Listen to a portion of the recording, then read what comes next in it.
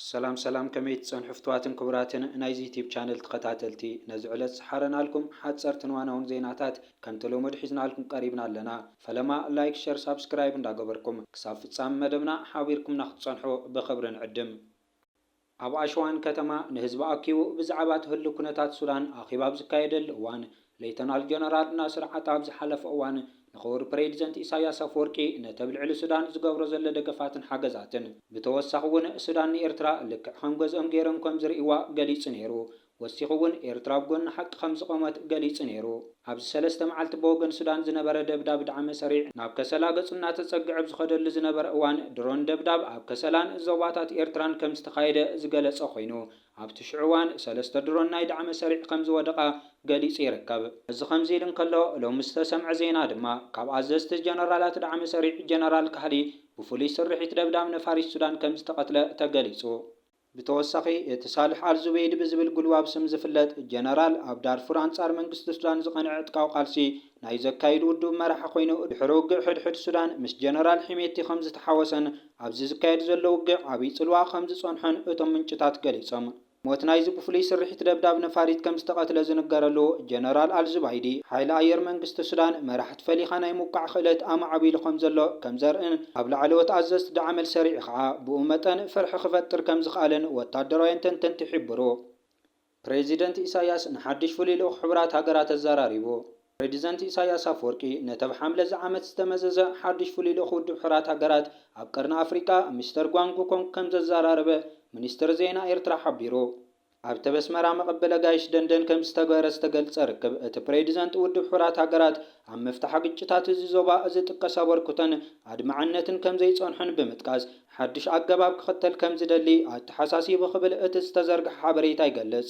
ات بوشطاين هاقرات ابنن حدحدن زقبرو قجتاتن متئتاو قداموين حيلتاتن زيادة زلل زواقرنا أفريقيا أبزوان كابت زلل اللي عزقت خمزي وصا زر أزل إيو سالسي عامت رقيت زل خوينا السودان تنقموتا معيتا شحات سلاموين سبات من مزبالن سداتن مليوناتن قزيف عنواتن كوينو نتاقر أبكل تحيالات جنرالات باتاتين والو كتاب استفالالي خللاتن زلو عدقاو قجتات كتعدو زي كالت إتوبيا دما أفدق بحري قبأني يختبل بزنقلت تحطو بفلاي مسكورو بيتا إيرترا نابدو الرقيت حدش كوينات بزي حلا أب كل تشحن عسران حدن كاب عباي سودان سنة دو سودان ون داقماينا حدش عليتا وحدحداو كينات كيتعطو عب جاف تركب كنتات سوماليا ون مسرتاو لوطي زي ترأي خوينو كل زخونتات زي إننا يدقمت التوات عدام خويني قصل هلو عبزوهب كنت زي دما ود حبرات هاقرات سقربو فتح كساب حج زي مهلاو كوكسل لتصنحو قدايو بزي قطعت حتى تنتن إذا تمالأ مكان فتح أمامن عقاب سلام مسداد تراي فتح قون كم زي قيل بريزيدنت إساياس تقيس دما يبل اتبي منستر زينا إذا تزرق حبريتا أبز حلف سومن عقب سعودت غير دحر مملاسو مس تلفزيون إيرترا بعرب وزقور قال متأيق إساياس أفتم الصوماليا يمن جبوتن عمانن زداو وشمت زشغل وتادراو خنتاتي معبل كم زلو عميتو منباري ذكر فتزشقل أبت زبا قلنا يوصع حيلتات بوتان محز فتناتات مكيادو ميزبلت بريزيدنت أب سقطرا وتادراو معسكرن محز قبر فتناتات هلو دستيت سقطرا أكالي من كوينا أبقرنا أفريقيا تركب كبل قليص نيرو أبز مسفلي لأخ مستر غوانغ بستقبر ركب نقد زباوين ودبات زنقف بريزيدنت زو ودبات بسنك متقطاو كاب علاماتاتو عندل هيسي خبل وقيسو إيرترا أب حبرت أفريقيا خن زواو ودب إيقاد نطف تساتفو خمزي بلا زفلت كوينو عبتناي قبس عودتو مسحانت تلفزيون كايرو أبز قبر قلمت أيا دخمت حبرت أفريقيا مرأيا دخمت أبالات هاقراتي بمبال أبالات هاقرات حلافنت وسيدن التودو كم سرح قبرو اللون نخالو التراي داونا كنوات أو تيبلنا نيل نيرو هاقرو أب كل تشحن عسران كلتن نتبر أمان إلوز تقوسا سنن نفتح قداي سودان أقربا مبارا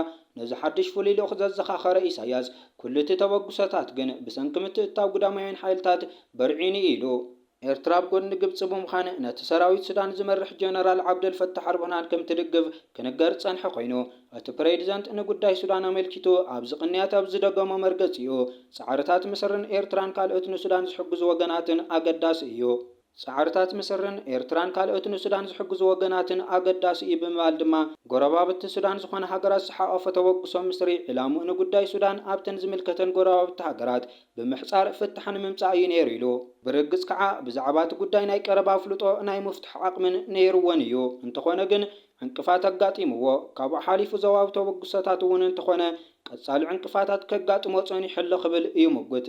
እቲ ብ17 ሐምለ ብዋና ጸሓፍ ሕቡራት ሃገራት ከም ፍሉይ ልኡኽ ዞባ ቀርኒ ኣፍሪቃ ናይቲ ውድብ ኮይኑ ዝተመዘዘ ቻይናዊ ጓንጉ ኮንግ ብወገኑ ኣብዚ ዞባ ዘሎ ሽግራት ንምፍታሕን ርግኣታት ምምጻእን ተሓባቢሩ ክሰርሕ ምዃኑ ገሊጹ። ጓንጉ ንልዕሊ 23 ዓመታት ኣብ ዝተፈላለየ ጻዕርታት ሰላም ሕቡራት ሃገራት ዝተዋስአ ኣብ ሱዳን ዞባ ዳርፉር ከምኡውን ኣብ ደቡብ ሱዳንን ካልኦት ከባቢታትን ኣብ ተልእኾት ውድብ ዓመታት ዝሰርሐ ዓሚቕ ፍልጠት እቲ ዞባ ዘለዎ ምኩር ዲፕሎማት ምዃኑ ጸብጻብ ወሓሃ ይሕብር። ትማለም ኤርትራ በማይት ዝቁጸሩ ኢትዮጵያውያን ዓፋራት ካብ በርሓል እንዳሉልን ተጓዒዞም ኣብ ኤርትራ ከተማ ባዳ ካሊእ ምትእኽኻብ ጽብዶ ተኻፊሎም።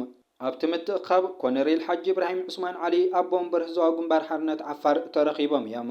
እዚ ሰላማዊ ዝርርብ ጽምዶ ምስ ህዝቢ ትግራይን ዓፋርን ጽቡቕ ምዕባለ ርኢን ቅድሚ ሕጂ ተረኣዩ ዘይፍለጥ ሰላም ዘምጽአን ስለ ዝኾነ ምስ ሕብረተሰብ ኣምሓራን ኦሮሞን ብሓይልታት ፋኖን ኦነግን ዝካየድ ቀጻሊ ምምይጥ ንምግባር ምድላዋት ይካየደሉ ክብል ተገሊጹ። ኣብ ኢትዮጵያ እንታይነቱ ዘይተፈልጠ ሕማም ደኳትር ዝርከብዎም 6 ሰባት ቀቲሉ። ኣብ ደቡብ ኢትዮጵያ እንታይነቱ ዘይተፈልጠ ሕማም ንኽልተ ሰብ ሞያ ዝርከብዎም ሰባት ከም ዝቐተለ ሰብ ሞያ ሕክምና ንቢቢሲ ኣረጋጊጾም። ተወካሊ ሜዲካል ዳይሬክተር ሓፈሻዊ ሆስፒታል ጅንካ ዶክተር ሰሎሞን ታደሰ ንቢቢሲ ዝሃብዎ ቃል ሓንቲ ነርስን ሓደ ዶክተርን ዝርከብዎም 6 ሰባት በቲ ሓድሽ ሕማም ህይወቶም ከም ዝሓለፈ ተዛሪቡ። ሚኒስትሪ ጥዕና ኢትዮጵያ ትማል 12 ሕዳር ኣብ ዘውፅኦ መግለጺ እቲ ሕማም ኣብ ክልል ደቡብ ዞባ ጅንካ ከም ዝተረኣየ ብምጥቃስ ህጹጽ ምርመራ ንኽካየድ ምኽንያት ኮይኑ ከም ዘሎ ሓቢሩ። እቲ ሕማም ገና እንታይነቱ ብዕሊ ዘይተፈልጠ ኮይኑ ደም ዝተሓውሶ ሰዓል ኣብ ሰራውር ደም ወይ ግዳማዊ ምፍሳስ ደም ከስዕብ ዝኽእል ቫይረሳዊ ረኽሲ ከም ዘስዕብ ሰብ ሞያ ይዛረቡ። ዶክተር ሰሎሞን ታደሰ እቶም ተሓከምቲ መጀመርታ ክመጹ ከለዉ ዝነበርዎ ኩነታት ከም ተምላስ ረስኒ፣ ፍልጸት ረስኒ፣ ቅርጸት ከብድን ውጽኣትን ዝኣምሰሉ ምስ ሕማም ዓሶ ዝመሳሰሉ ምልክታት የርእዩ ነይሮም ክብል ተዛሪቡ። ሚኒስትሪ ጥዕና ሓበሬታ ምስ ሰደድናሎም እዚ እዩ ተባሂሉ ዝግለጽ ከም ዘይኮነ እዮም ሓቢሮምልና ዝበለ ዶክተር ሰሎሞን እቶም ናብ ሆስፒታል ዝመጹ ሕሙማት ኣብዚ ውሽጢ ሓደ ሰሙን ኩነታት ጥዕናኦም ኣዝዩ ከም ዘንቆልቆለን ንኮላሊቶም ቀልጢፉ ብምጉዳእ ካብ ስራሕ ወጻኢ ከም ዝገበረ ተዛሪቡ። እቲ ሕማም ብግልጽ እንተዘይተፈልጠ እኳ ጠንቂ መተሓላሊፉ ከም ኢቦላን ኮሮና ቫይረስን ዓይነት ስለ ዝኾነ መተሓላለፊ መንገዶም ፈሊጥካ ኣብ ምክልኻል ትኩረት ጌርካ ይስራሕ ከም ዘሎ ሓቢሩ። ምንጪ እቲ ሕማም ንምፍላጥን ተወሳኺ ምልባዕ ንምክልኻልን ዝዓለመ ላብራቶርያዊ ምርመራታት ንምክያድ ቅልጡፍ ምላሽ ዝህብ ጉጅለ ሰብ ሞያ ናብ ክልል ደቡብ ከተማ ጅንካ ተዋፊሩ ከም ዘሎ ጸብጻባት ይሕብሩ። ከም ሰዓል ወይ ድማ ምኽንያቱ ዘይተፈልጠ ምፍሳስ ደም ዝኣምሰሉ ምልክታት ዘጋጠሞ ሰብ እንተሃልዩ ኣብ ቀረባ ናብ ዝርከብ ማዕከላት ጥዕና ብቕልጡፍ ከይዱ ሕክምናዊ ሓገዛት ክረክብ እቲ ሚኒስትሪ ኣተሓሳሲቡ ኣሎ። ኣብቲ ክልል ዝርከባ ትካላት ጥዕና ምስ ተሓድሽ ለበዳ ዝሓመመ ሰብ ተተናኺፎም ተባሂሎም ኣብ ዝጥርጠሩ ሰባት ምርመራታት ከካይድ ነዚ ጉዳይ ቀዳምነት ክህብን ሓደሽቲ ርክባት ክሕብርን መምርሒ ተዋሂብዎም ከም ዘሎ ምፍላጥ ተኻኢሉ። ዶክተር ሰሎሞን ከም ዝበሎ ቅድሚ 3 ሰሙን እቲ ሕማም መጀመርታ ኣብ ሓደ ኮንትራክተር መሃንድስ ከም ዝተረኣየ ተዛሪቡ። ብዙሓት ሆስፒታል ብሂወት ኣይጸንሑን ኣብ 2-3 መዓልቲ እዮም ሞይቶም ኢሉ። ኣብዚ ሕጂ እዋን ኣብቲ ማእኸል ሕክምና ምልክት ዘርእዩ 8 ሰባት ከም ዘለዉ በቲ ሚኒስተር ጥዕና ዘቐመጡ ሓድሽ መምርሒ መሰረት ጥርጡራት ናይ ምፍላይን ምእላሽን ስራሕቲ ተጀሚሩ ከም ዘሎን ተዛሪቡ። መን ምስ መን ተራኺብ ኢልና ገዛ ንገዛ ናይ ምእላሽን ምፍላይን ንጥፈታት ንሰርሕ ኣለና፣ ኣብቲ ሆስፒታል ድማ ከምኡ ንገብር ኣለና ክብል ገሊጹ።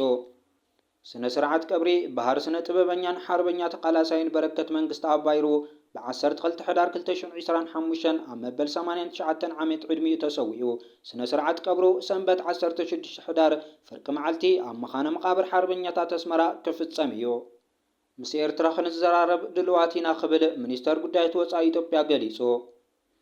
ኣሜሪካ ንኢማራት ብትሪ ኾኒናታ። ሚኒስተር ጉዳያት ወጻኢ ኣሜሪካ ማርክ ሩቢዮ ኣብ ኣልፋሽር ብጅምላዊ ቅትለት ንዝኽሰሱ ንእስ ወታደራዊ ሓይሊ ቅልጡፍ ደገፍ ሱዳን RSF ቀረበ ጿር ንምቁራጽ ሃገራዊ ስጉምቲ ክውሰድ ጸዊዑ ኣሎ። ስደተኛታት ዝተሳፈሩላ ጃልባ ኣብ ማእኸላይ ባሕሪ ድሕሪ ምግልባጣ 7 ሰባት ብሂወት ከም ዝተረፉን 42 ሰባት ሞይቶም ተባሂሎም ከም ዝግመትን ዓለማዊ ትካል ስደተኛታት IOM ኣፍሊጡ። እቲ ትካል ሕቡራት ሃገራት ካብ ሞት ዝተረፉ ሰባት ብምጥቃስ እቲ 47 ደቂ ተባዕትዮን 2 ደቂ ኣንስትዮን ዝጸዓነት መርከብ ኣብ ገማግም ባሕሪ እትርከብ ከተማ ሊብያ ዝዋራ ድሕሪ ምብጋሳ ድሕሪ 6 ሰዓታት ብ3 ሕዳር ከም ዝተገልበጠት ሓቢሩ። ኣብዚ ዓመት ኣብ መስመር ማእኸላይ ባሕሪ ብዝሒ ዝሞቱ ሰባት 1000 ከም ዝሓለፈ ካብ ሚሽን ማይግራንትስ ፕሮጀክት ክፍሊ IOM ዝተረኸበ ሓድሽ መረዳእታ ይሕብር። እቶም ብሂወት ዝተረፉ 7 ሰባት ካብ ሱዳን፣ ናይጄርያ፣ ካሜሮንን ሶማልያን ምዃኖም ዓለማዊ ትካል ስደተኛታት ኣብ ዘውፅኦ መግለጺ ሓቢሩ። ንሳቶም ንሽዱሽተ መዓልታት ኣብ ባሕሪ ሰንፈለል ክብሉ ዝጸንሑ ኮይኖም ሰበስልጣን ሊብያ ዝሓለፈ ሰንበት ኣብ ጥቓ መዕደሊ ነዳዲ ኣልቡሪ ናይ ምድሓን ተልእኮ ድሕሪ ምፍጻሞም እዮም ተረኺቦም። እቲ ዝሐዝን 42 ውልቀ ሰባት ድሃዮም ዛጊድ ዝጠፍአ ኮይኑ ሞይቶም ከም ዝኾኑ እዩ ዝግመት። ካብዚኣቶም እቶም 29 ካብ ሱዳን፣ 8 ካብ ሶማልያ፣ 3 ካብ ካሜሩን፣ 2 ድማ ካብ ናይጀርያ ምዃኖም ካብ ትካል ስደተኛታት ሕቡራት ሃገራት ዝተረኸበ መረዳእታ ይሕብር። ሊብያ ነቲ ሓደገኛ ባሕሪ ሰጊሮም ናብ ኣውሮፓ ከኣትዉ ንዝፍትኑ ስደተኛታት ሓንቲ ካብተን ቀንዲ መበገሲት ኮይና ትቕጽል ኣላ። በብዓመቱ ኣማኢት በዚ መስመር ክሓልፉ ኣብ ዝፍትንሉ ህይወቶም ይስእኑ። መብዛሕትኡ ግዜ ድማ ኣብ ንመጓዓዝያ ባሕሪ ዘይበቕዓ ጀላቡ ልዕሊ መጠንን ተጸቓቒጦም ኣብ ዝተጨናነቐ ኩነታት ተሳፊሮም ዝጓዓዙ እዮም። ኣብ ህንዳዊ ውቅያኖስ ወታደራዊ ባሕሪ ክንምስርት ንደሊ ክብሉ ፕሬዚደንት ኡጋንዳ ተዛሪቦም። ፕሬዚደንት ኡጋንዳ ዩዌሪ ሙሴቬኒ ናይ ገዛ ርእሶም ወታደራዊ ባሕሪ ክምስርቱ ከም ዝደልዩ ገሊፆም። እቲ ጉዳይ ወታደራዊ ባሕሪ ምምስራቶም ዘይኮነስ እዛ ባሕራዊ ደረት ዘይብላ ሃገር ከመይ ጌራ ነዚ መደብ እዚ ተሳኽዑ እዩ ዝብል እዩ። ፕሬዚደንት ሙሴቬኒ ነዚ ሕቶ እዚ ኣብ ሃገሮም ንዝፍነው ሬድዮ ምባሊ መልሲ ሂቦም። ኣብ መልሶም ድማ ኣቀማምጣ ኣፍሪካ ብጂኦግራፊያዊ መንገዲ ምስ ናይ ሓባር ገዛ ወይ ኮንዶሚንየም ኣመሳሲሎም ኣቕሪቦም።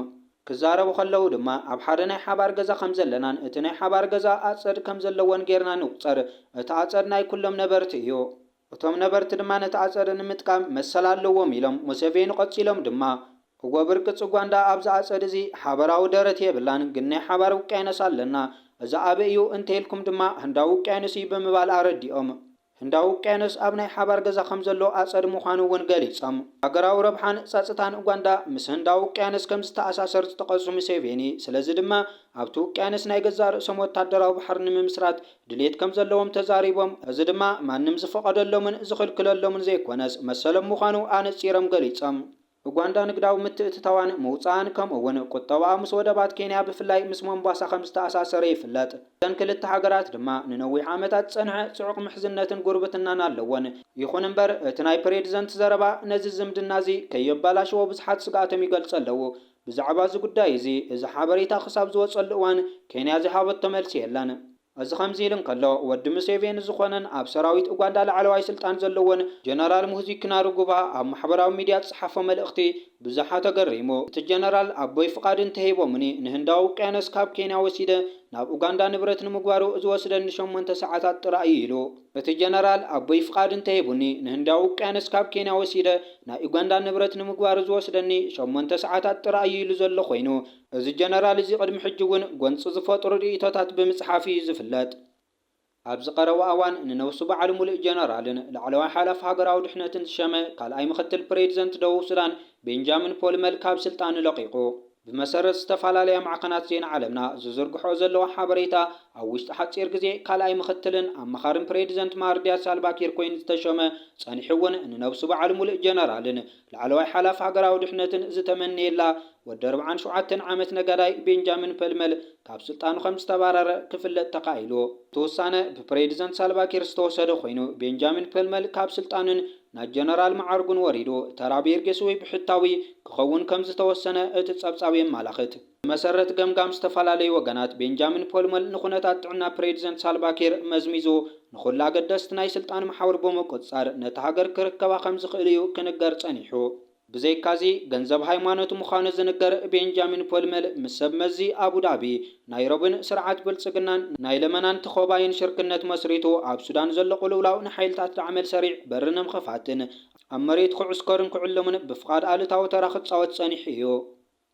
እምበኣር ከስ ነዚ ዕለት ዝሓረናልኩም ሓጸርትን ዋናውን ዜናታት ነዞም ተኸታተልኩሞም ይመስሉ ነይሮም።